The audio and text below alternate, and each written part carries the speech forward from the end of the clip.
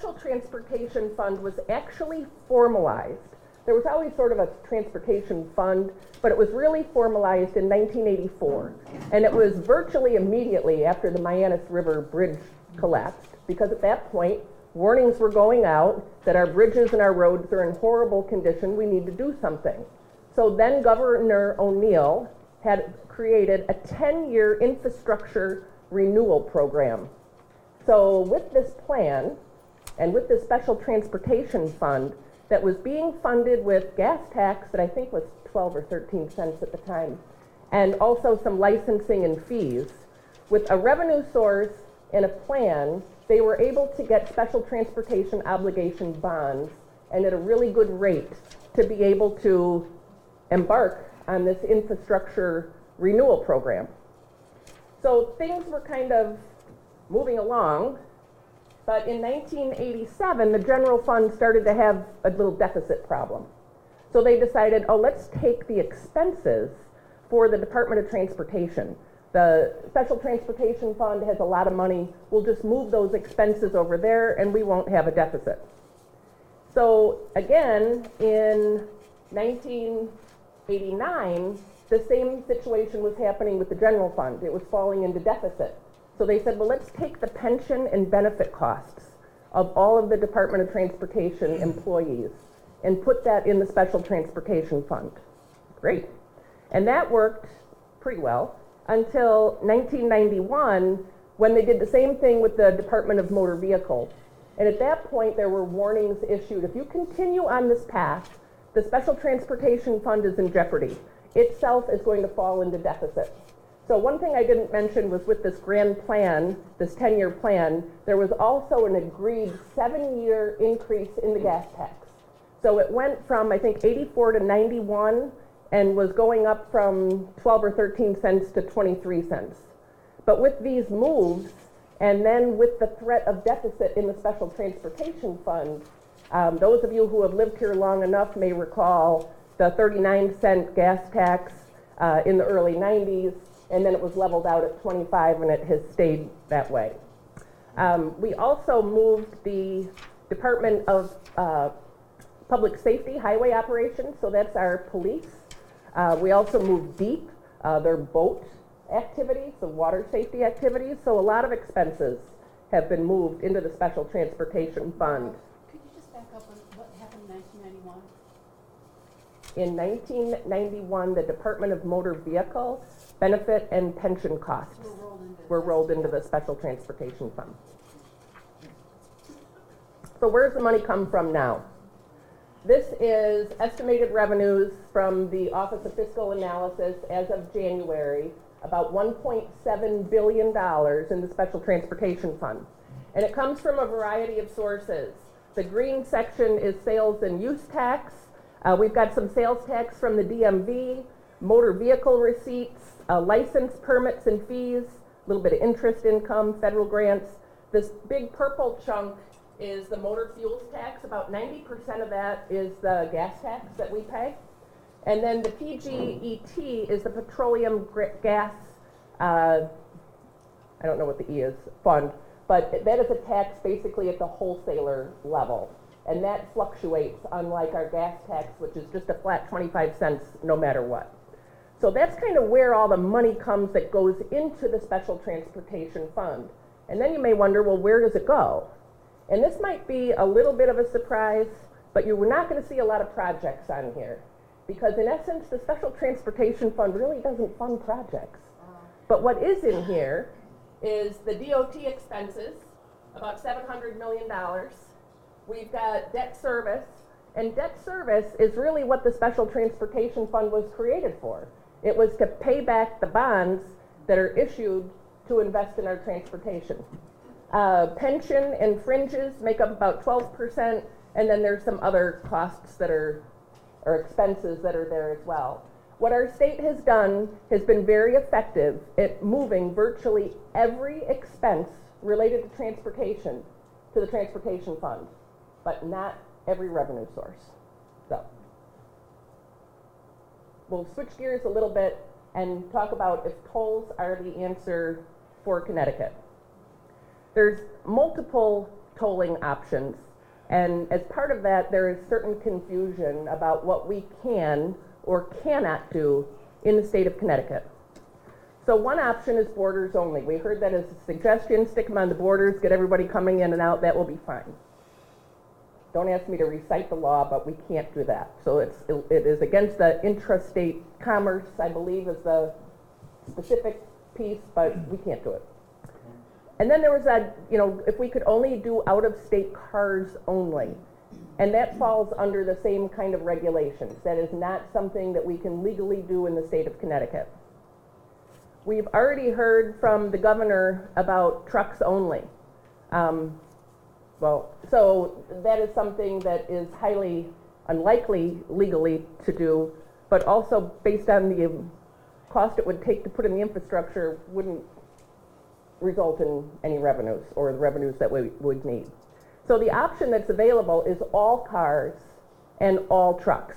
That is something that we can do if we are approved in the state of Connecticut. We are not approved for tolls. The only thing that we are approved for is congestion pricing. So it's also called variable rate pricing, but I want to just walk through what that actually means. Congestion pricing, if we were approved, because the state entered a pilot program. So as part of that, there's just like 1 or 2 slots left for states to get approved. And if we were to be part of that, Connecticut could essentially put them anywhere they want. They're not restricted to certain highways. But the goal of congestion pricing is to encourage off-peak travel. It is also to discourage sort of involuntary or discretionary trips. You're going to visit a friend, you're going to go shop at the mall, you're going to go out to eat, you're going to go to a medical appointment. Try to schedule them then in other hours. Also to divert commuters to other routes of transportation, ideally not other roads, but trains, bikes, buses, whatever it might be. Congestion pricing also, the way it works is implementing higher toll rates during the peak hours. And the peak hours are 6 a.m. to 9 a.m. and 4 p.m. to 7 p.m. And the goal is to make that less desirable during that time so that the roads are somewhat freed up.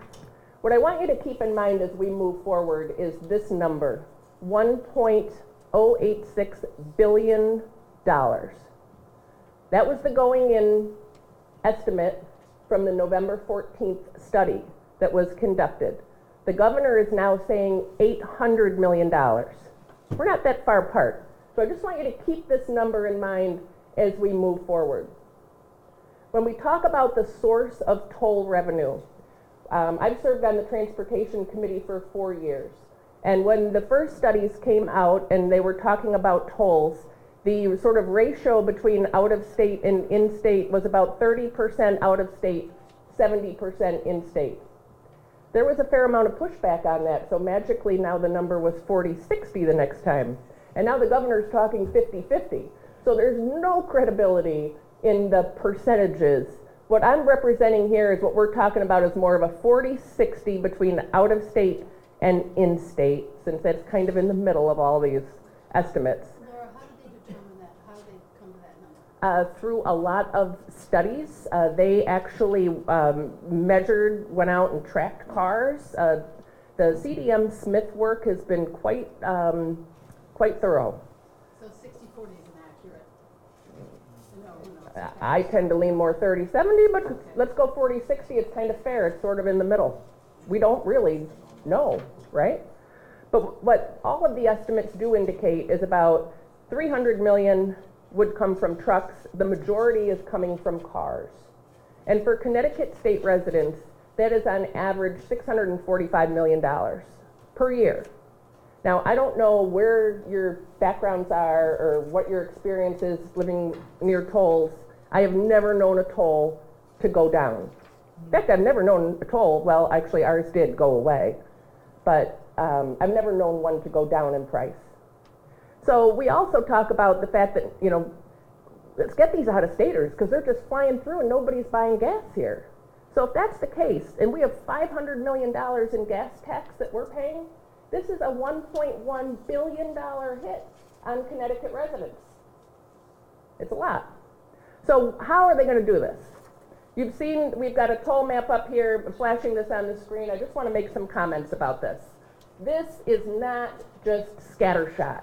Not like, let's just put dots all over and freak people out. This was a very well thought out, rigorous program that was put together. And here's why. You can see them on all the major highways and our own state highways. But this was designed to get the most out-of-state cars that we could. It was also designed to spread the tolls across so that it would kind of be an even distribution, but it would also, by having so many, enable the actual toll rate to stay low. So there was a couple different things in here, and also, while these are 6.6 miles apart, they're intended to avoid diversion to other roads. So it's a little troubling in Fairfield County. Our 95, now granted, I think 95 is kind of crazy. I'm originally from Illinois, and we never used an interstate like as a normal local road, but we do here. And our exits are 1 mile apart. So you can bet there's going to be diversion to local roads, at least through our area of the state where the exits are so close together. So that's why this map looks like this. Now the governor, when he came back and said, well, we're not going to just do cars, we're going to do everyone, but in exchange for that, we're going to limit them. So this shows where they would be. The Merritt and Wilbur-Cross Parkways, 95, 84, and 91. It is still a wide swath across our state. Connecticut would be the most heavily, densely tolled state. And if you've seen the recent news reports, I think it was in Connecticut News Junkie, there's a great website called ctcapitalreport.com. And it's kind of an aggregator site. So it's all political news, but it's also stuff coming out of Hartford. So if you go there, you can just kind of see headlines. And anyway, I think that piece might be up there. But they're quoted somebody from the Federal Highway Association, or not association, department, saying they've never seen anything like this and aren't quite sure how it would be approached. But that was just in today or yesterday's news. So how would this work also from cost and payment scenarios? There's a couple of things being in this plan, how it would work. There would be an easy pass. So there would be a Connecticut easy pass issued, just like it's not restricted to Connecticut residents, but if you travel Massachusetts a lot, you might have a Massachusetts easy pass. I have a New York easy pass. So there would be the Connecticut and then the out-of-state easy pass. The benefit to the Connecticut easy pass, just like in Massachusetts, if you have one of those, even if you're a Connecticut resident, you get a discount. So they're suggesting a 30% discount rate off of the easy pass, and then for a commuter, an additional 20%. If you don't want to get an easy pass, then you're in the non-easy pass vehicle, and there are unregistered plates is one thing, where you just go through and they're going to mail to you.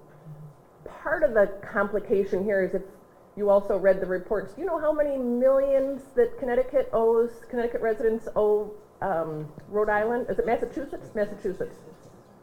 Millions that they want to get back from us. But if we go this route also, it'll be reciprocal so that states will pay, they'll make each other whole is the bottom line, best way I guess to describe that. But there's a large number of non-responded to toll bills that are mailed. The other option is that you register your license plate with the DMV, and then you set it up where you give them access to your bank account to basically do withdrawal.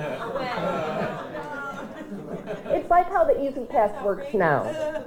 But the other thing, and that's just I want to throw out there is, and I don't know if you guys experience this either, but when I go into New York, if I'm going to the airport or I visit my son or whatever, and I'm not paying attention. And honestly, I kind of freak out with the new things because I'm not sure if they're actually reading my Easy Pass. I'm not sure where the actual detector is, and it never tells you a toll rate. So I really don't know what I'm paying, and I'm bad because I don't then look. I just get an email. We replenished your Easy Pass account. Okay. Okay. So it's kind of a silent grab.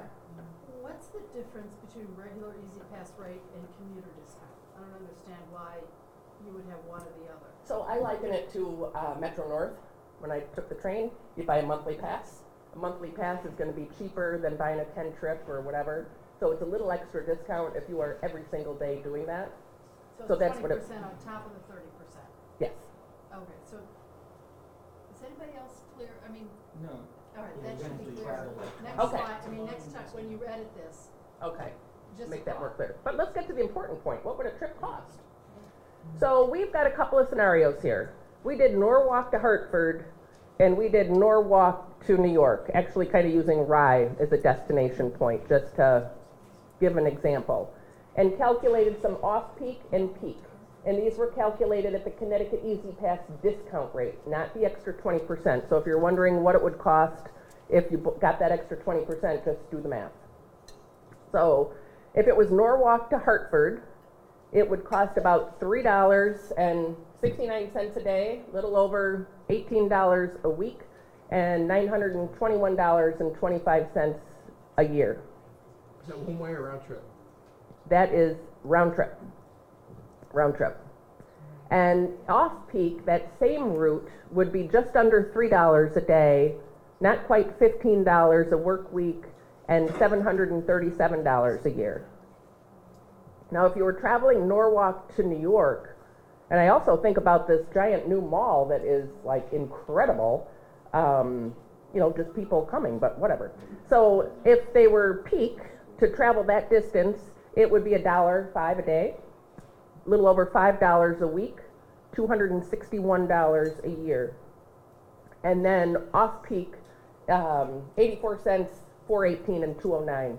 Keep in mind, this is based on what's in the study from November. There have been no toll rates firmed, established, approved, or anything, but this is what the studies have been based on so far.